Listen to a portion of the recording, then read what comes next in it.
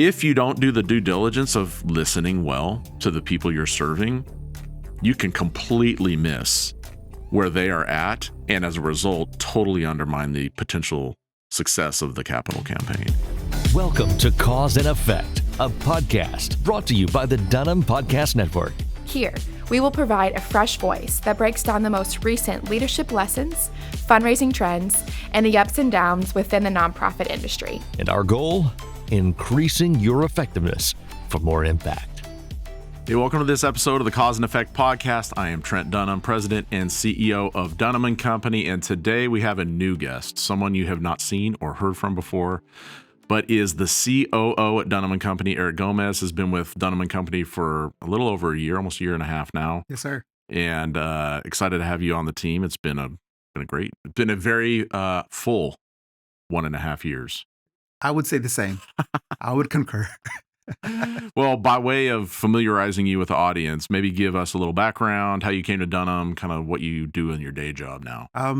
Okay, quickly, I would say I did 20 years so at Nokia and Nokia networks. I did not sell Nokia phones in the mall. A lot of people, when I say Nokia, say, oh, I had the hands. I used to have the phone and play Snake on it. And I love that phone, of course, but no, I started with networks, early 2000s, built out 2G networks back in the day, worked there until we rolled out 5G, but all along the way kind of felt the call to, jump into the ministry. And of course, how it always works is someone starts talking and someone says, hey, I think you would be a good fit here, or you should talk to this person. And it got me an introduction into a nonprofit world. I got the opportunity to serve as a COO at a nonprofit for marriage. It focused on marriage and families. Served there for 4 years, faithfully loved it. And then it was time for something new. And that's when I called you and I said, hey, something new is happening. Yeah. You said, hey, let's grab Starbucks here at or coffee at Starbucks. Yep. And we jumped there. And long story short, you're like, hey, what about joining Dunham? My wife and I prayed. And even though that I live kind of far from the office, we felt called. So it's been a great ride. Jumped on as COO, like you said, a little bit over a year plus, but it's been a great ride and a lot of new things. Yep. The team is fantastic, but the clients we get to work with are in so many different lanes, so many different callings and missions. So you get to put on one hat at 11 a.m. and then another hat at 1 p.m. And it's really cool to be able to do that now. Yeah, we're glad you're here, and we're going to turn the tables a little bit today. So Let's go. Usually I'm leading the conversation, or we're having a conversation about some topic, but today you're gonna throw some, I hope, fastballs, maybe some curveballs my way. Yeah. So I think that the idea behind this one that I was told was, let's have a deeper conversation on your top 10. So if you're watching and if you've never heard this before or know, Dunham holds a summit that we get to invite our clients to. I would say it's a very exclusive invite list, but it's fantastic. And each year you go through a top 10. Yep. And it's never long enough as far as the time, because the top 10, you could probably do an hour on each one. Yep. And so the thought today was to go through your top 10 from this past summit and start talking through some things. I love it. So you ready? I'm ready, dude. Throw me let's some go. softballs. All right. So the first one that we're going to talk about is how to maximize each piece of content. Yeah. And so, I think that a lot of people see all of this content go across, the different social channels or email or maybe it's even physical copy, direct mail, whatever it is. But they don't know how to maximize it. I think they just start getting into like, well, let's just create more content. And sometimes more content isn't always the best thing. So what would be your take on that? The reason this is in the top 10 is because content has always been king. Content will always be king. But there's a skill that comes in understanding the best way to maximize each piece of content. I think one good way to think about maximizing content is to kind of think, what's the parent content? What's the macro content? So for like a church, it may be the sermon, or for a cause-related organization, it may be a story from the field. It may be a podcast where there was a conversation around something. Think of what's the core content that we're building from, and then thinking critically about what are the iterations of that content. Can it be chopped up? Are there ways in which that chopped up content could appear? So is it brief video on social? Is it clips on YouTube Shorts? Is it titled a different way on a different platform because it reaches a different audience that's going to receive it the same way? It's so funny to think, a lot of pastors, they're terrible at titling. Like there was this one pastor I was working with, and his title of his sermon was like 2 stones and a stick. And I'm like, bro, we can't put 2 stones and a stick on YouTube. No one's going to ever search that in a million years, and no one's going to know what it means. So it's like, well, we need to kind of do some work on how we present that content to a specific audience that has a need, of which you spoke to in that sermon. So thinking about audiences you're reaching on different platforms with the parent content. Does it go in its full form? Like, do we post the full podcast episode on YouTube or on those podcast providing platforms? Then are there ways we can chop that up? Does it turn into an article or a blog post on the website so that it's more searchable? Does it find its way into, do portions of it find itself into a daily devotional that gets sent out by the organization, or a weekly blitz around topic or content? So a good example, I'm a cause-related organization. We have a podcast. We interview someone related to the cause around the issue that we help address, whether it's hunger, child trafficking, or whatever it is.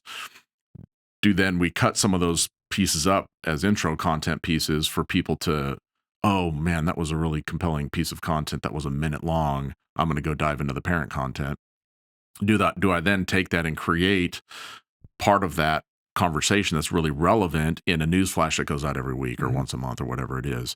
And just not thinking in silos that, we have to create social content. Let me see how I create that originally and only originally. Now, obviously, original social content's great, but you've got all this other content sitting over here to the side. Why not utilize what is appropriate for that medium from that parent content to get the most out of it? And I think oftentimes organizations don't think critically enough about maximizing each piece of content. They're kind of like, hey, this sermon goes on this platform and we're done. Well, you just kind of wasted a lot of opportunity to engage people around that particular content that you spent all that time developing as the pastor in this instance, or all that time developing on that podcast in the interview, and you spent money to bring that person in and the production team to produce it, and it just sits on Apple Podcasts and you don't even distribute it everywhere it should go.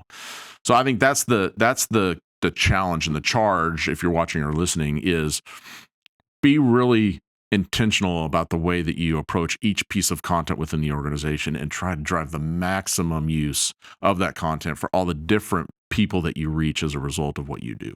Yeah, that was really good. I think the word that I always try to use with people to try to get them to understand that is that, and it's really simplifying it, that is, winning is not just more content. Winning is more mileage on the content you've already developed. Yeah, that's good. And I think that mileage is a good way to look at it because you've already invested into the vehicle. You've already invested into all the components that are going to get you into this destination. Yeah. So let's get more miles out of it.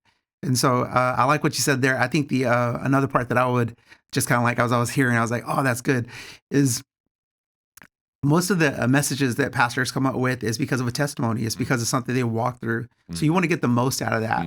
And I think that whether that's in long form, short form, visually, written, go through all of it. Just start asking, is there another way that we can communicate this? And I think just going through that question of, is there another way?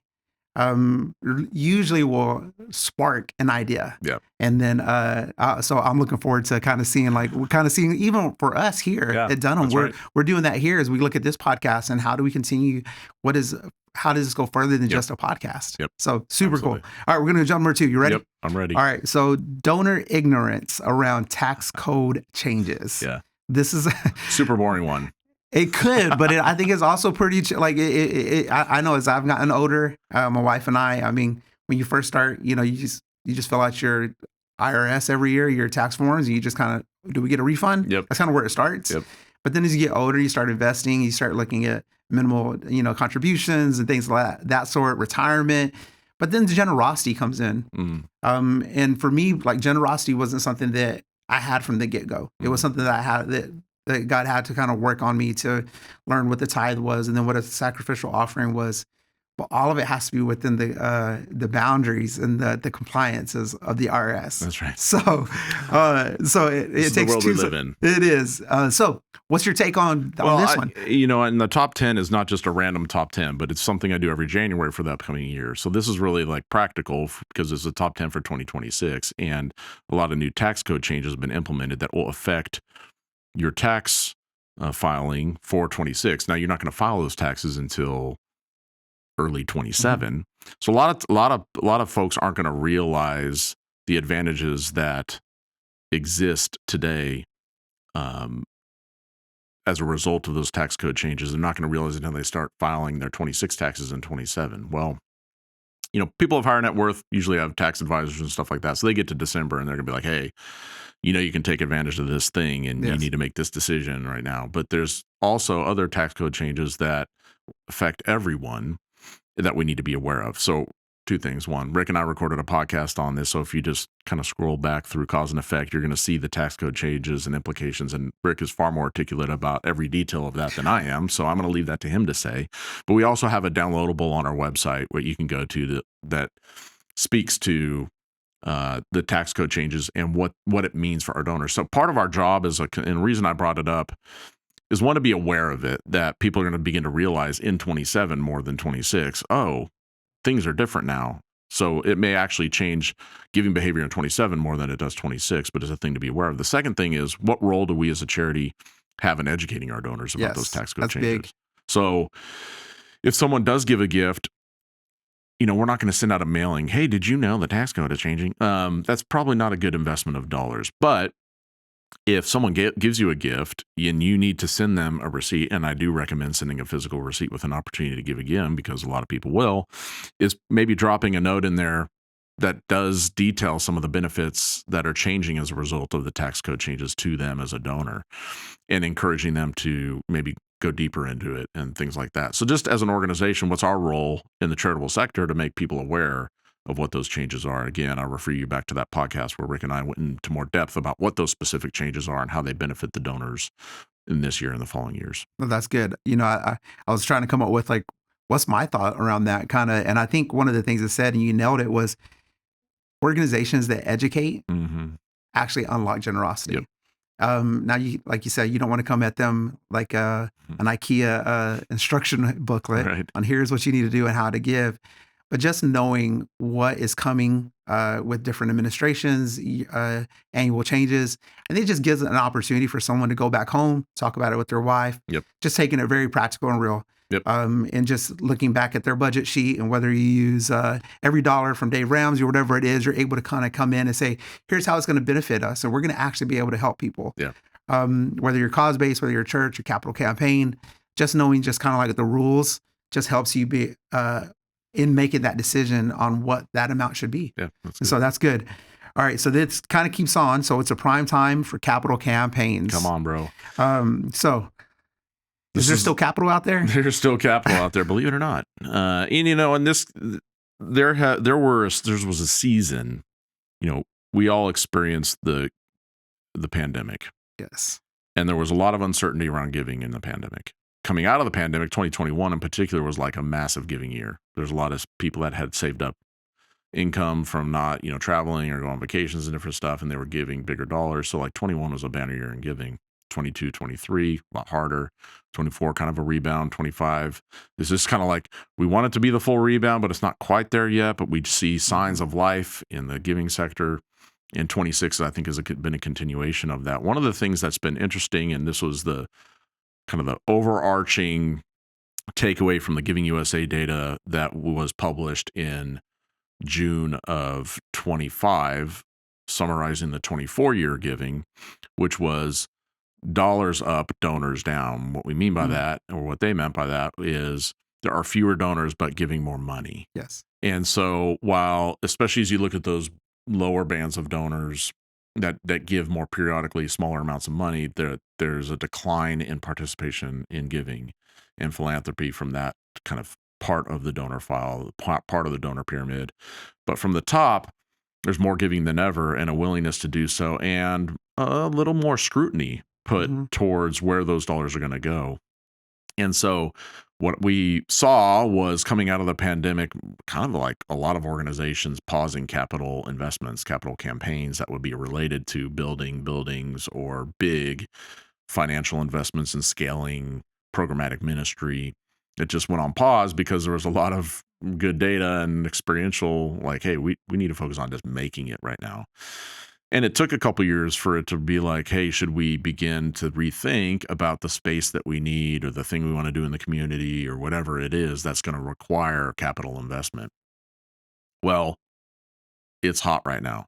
Like, capital growth is very compelling and very successful when done right. We're seeing campaigns finish early, and maybe they underestimated the opportunity they did have to raise funds.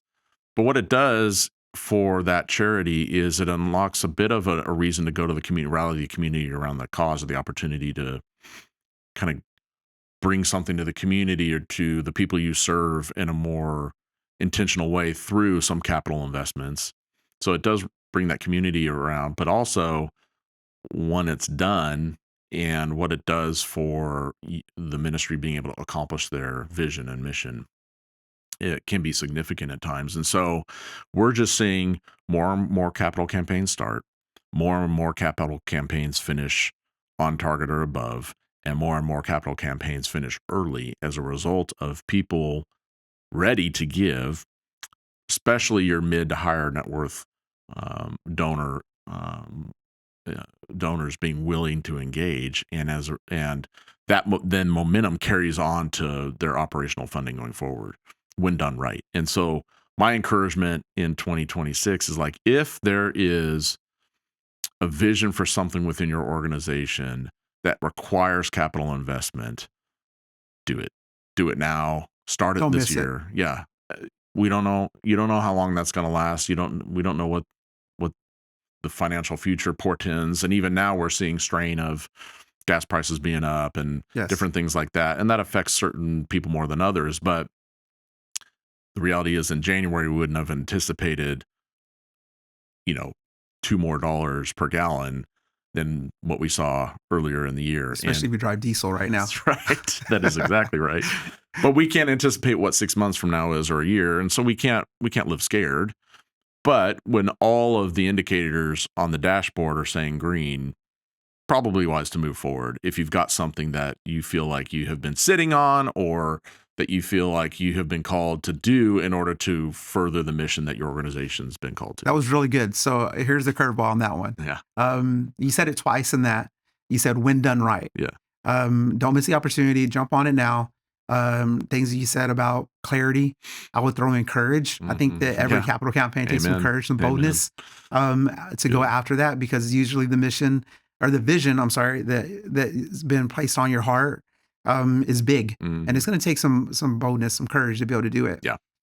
It takes even that much more to then try to go articulate it and then try to get people on board with it. So when you say done right, when done right, what are like 2 or 3 things that help you're doing it right? Yeah, that's good. I maybe will reverse that a little bit and just say, like, what are mistakes we see? Okay, that's good. Yeah. Yes. So a mistake is, hey, I did some research. I think it's going to be about $10 million for us to do that thing. We're going to talk about it next week in service. Like, what? You have no you have no research, right? You haven't done any analysis to say, like, are even those dollars in your church congregation? Like, you need to know, yes, is the thing that we're trying to go after feasible for our congregation? So what kind of analysis have you done to say that is reasonable to present to your church? The second thing is not giving it the appropriate runway. And so what conversations need to happen with key stakeholders to ensure, like, and I see this happen more often than is healthy. It is, we believe this organizationally, we believe everyone's on board, we launch, oh wait, not everyone's with us. Why not start at the beginning and have conversations with key stakeholders within the organization, or donors or partners? hey, we're thinking this. Does it check out? In other words, we think this is what we're being called to next. What dissonance do you have with it? And what you'll find is that oftentimes everyone's like, yeah, that is totally in line with what the organization's about, and we're on board for what's next. And please make sure we're some of the first people you talk to about helping fund it. Other times, and this has certainly happened in that process, you're like, what are you talking about? We never finished the previous capital campaign. Or what are you talking about? That doesn't really align with the mission. You've not done any messaging to help bring us along that story. Or what are you talking about? We're frustrated about this other thing over here that's needs more attention than what you're talking about over there. If you don't do the due diligence of listening well to the people you're serving, you can completely miss where they are at, and as a result, totally undermine the potential success of the capital campaign. I think those are two huge things out of the gate to be aware of. And then what I just think is oftentimes a campaign will launch. You'll get an initial commitment from folks. You'll kind of have an idea of where you're going to end up. And then you just go radio silent. Like, what's that about? Like, I've seen that a lot. You don't talk about it anymore. You don't give updates. You don't show the progress of what's happening. You don't bring people in to see and touch and feel what's happening and even talk about outcomes. You may even finish the thing and you never reference it again. Well, like, that's not a relationship. You treated us like a glorified ATM machine. You came up, pushed the buttons, wanted to get the money, and you're done. Peace. Like, that's not good cultivation of relationships. So it's important that when you launch a campaign that you stay in a communication rhythm that honors the people that are involved. It doesn't, and that's not just donors, that's volunteers, that's key stakeholders, that's people who are going to receive the benefit of whatever you're really investing in. Like, everyone needs to be brought along that story. And when you abdicate that position, what it does is it undermines any future campaign that you might have to, be involved in or launch. And as a result, people are going to be like, well, yeah, I mean, I gave some money last time, but I never heard anything, and I don't even know where that went. Like, why am I going to give again? Yeah, I think to expand on that, the ones that I've been part of or have had an opportunity where someone says, hey, this is what I'm thinking. Is a good idea, bad idea? Should I trash it and never think about it again? I think the part that I think about is I always try to tell people that in a capital campaign, it's not about transactions. If you look at people as transactional, you're missing it. But if you go into it relational, that you're going to have people attracted to this campaign, they're going to jump on board and help be ambassadors for you as they move forward. They're going to be happy to tell someone when they're sitting around a table, man, I just gave to this, and here's what we've been able to do with that gift, or they've been able to do with that gift. I like when they use the language "we," because they're part of it at that point. Amen. And so I think if you can look at it more, that capital campaigns are more relational than they are transactional, it changes everything. Yeah, there's going to be transactions in the background on whatever CRM, whatever donor platform you're using. You're going to have to track it. I get it. But if you look at that more as a person, relational, what are they going through? Why are they giving? Like, understand why is this a call for them? Yeah. I think that goes a long ways. Yeah. All right. Next one. Personalized touch matters more than ever. That kind of goes into here. Yeah, the last one, but personalized touch matters more than ever. Want to expand on that one? Yeah, it just, we live in a ever-connected society, and all the data that's around social media, and the access to information is real time and always. And as a result of AI and all the stuff, automation and systems and funnels and all that stuff begin, there's a use and appropriate use of all that stuff, no doubt. We want to be good stewards of all the technology that is available to us. But there's a line where technology overtakes a relationship. Yes. And we as an organization have to really be cognizant of where that line is and not allow efficiency to replace genuine relational development. And there's wisdom in leadership that helps people understand the value of that, what they might see as quote unquote extra work, that actually is not extra work, it's the work.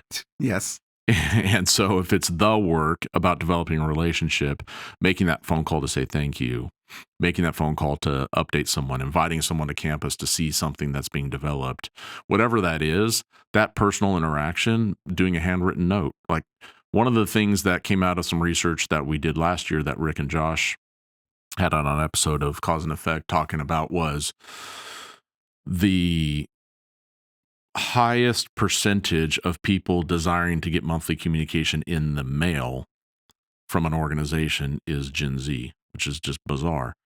Well, think about being a Gen Z person. Like I'm Gen X. I grew up with the mailbox being full of credit card solicitations and direct mail pieces.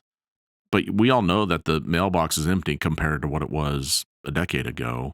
As a Gen Zer, getting a handwritten note from someone at a place that I volunteered at, or a place I attended, or something I gave towards because I believe in its mission, like that is completely different than anything I get anywhere. So think about the effect of that. Someone took the time to sit down, write me a handwritten note as either a thank you or as a way to continue a relationship. That is significant in today's very impersonal world.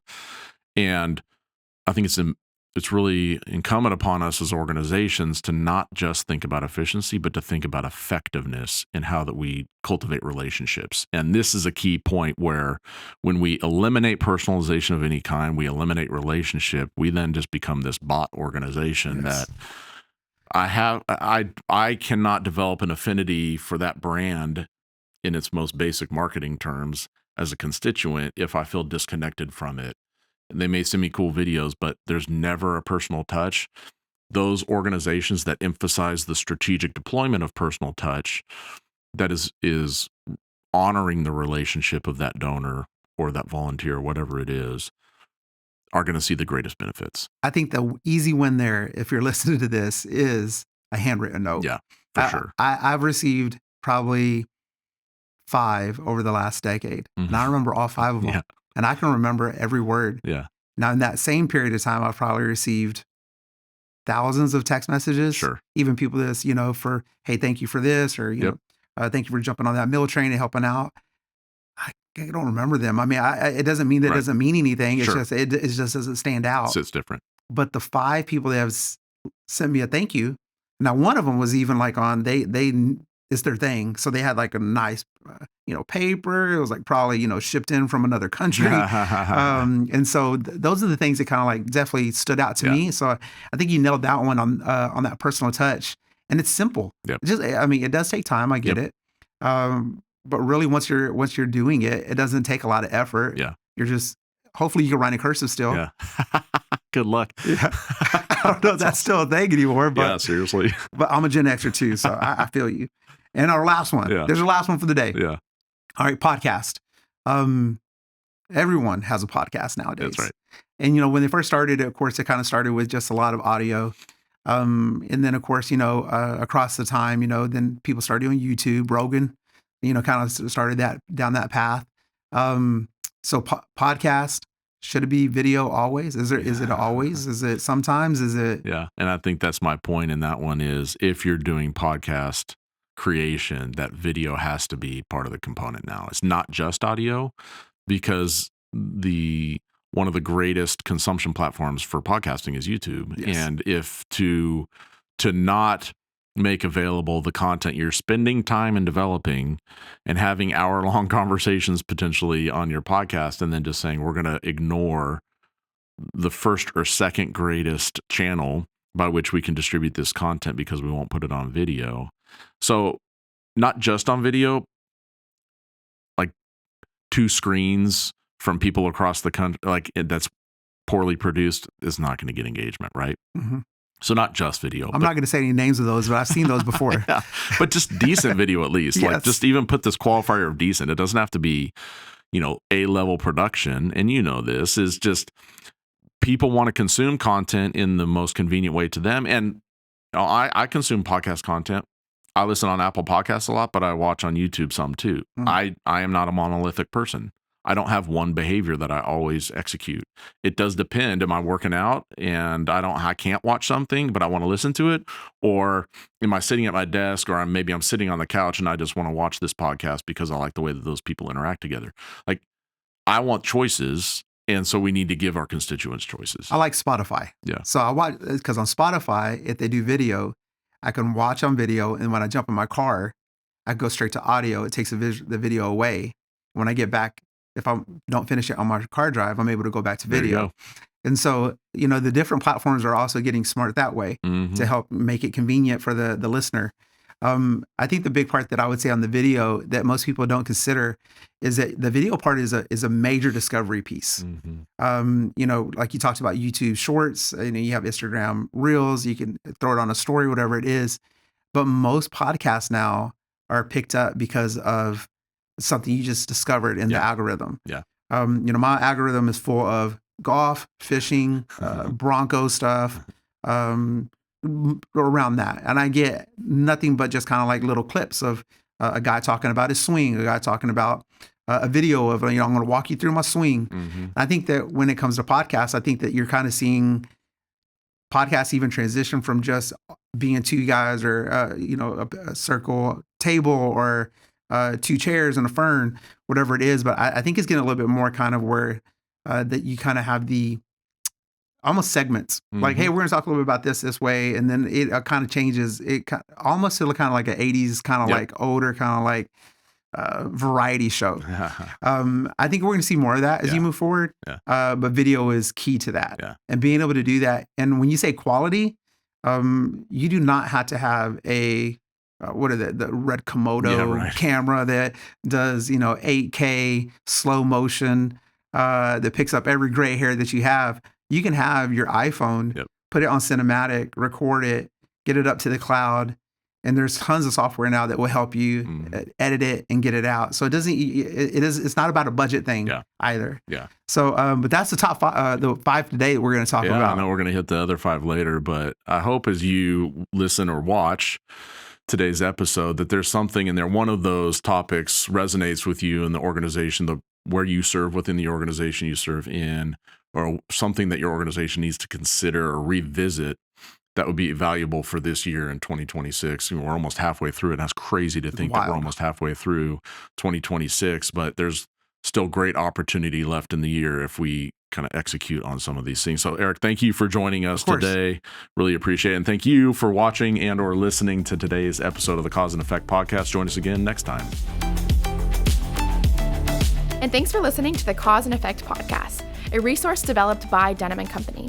We'll be back in 2 weeks with a new episode. In the meantime, do us a favor. If you like this content, subscribe, share us with a friend, leave us a review on your podcast provider, and follow us on Instagram and Facebook at Dunham+Company to help us spread the word. Thanks again, and join us next time as we work together towards increased effectiveness for more impact.